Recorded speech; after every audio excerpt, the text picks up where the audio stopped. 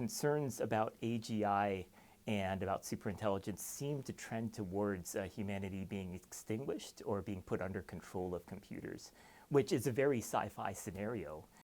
Shomir Wilson, Associate Professor of Information and Sciences and Technology at Penn State. And superintelligence is not a well-defined term in the AI literature. And when I read the statement, which is put out, which is quite brief, there seems to be an emphasis on being able to exceed human abilities at all tasks. That itself is not well defined either, because we do a lot of different things and we really haven't itemized the human ability. But the statement suggests that it's the kind of set of abilities that could pose humanity large-scale existential trouble. Doing math, computers are acknowledged to be very fast and very accurate at that by design. Playing chess is a problem that was basically solved in the 1990s, and we've seen progressively more sophisticated tasks since then.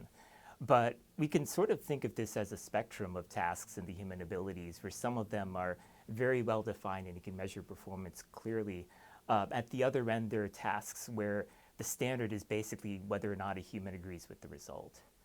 Alexa and Siri have some very basic primitive agentive capabilities where they're sometimes able to help us, for example, change the settings on things in our house, turning on and off lights, maybe ordering food for us, things like that. But the implication in the statement of superintelligence is that it would have even more control over our day-to-day lives, and that it would be somehow able to compel us to make big choices about politics and the organization of society. So on that basis, it seems like contemporary AI is still pretty far from that vision of superintelligence. Ethics should have a role here because that's already a developed subject. So folks have been thinking about this for a long time, and there are AI ethicists out there that we can consult who have some ties into the technical literature and can give us valuable insight.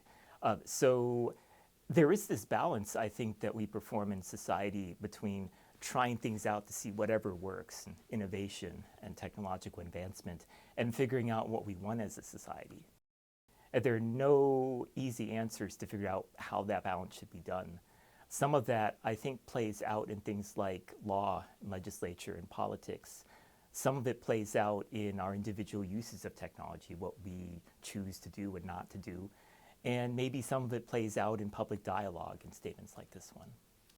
So that statement clearly has made the news, and that will have an impact on what's discussed in scholarly circles. But I think a first part to that impact will be uncertainty over what exactly is being criticized, because superintelligence is not well defined.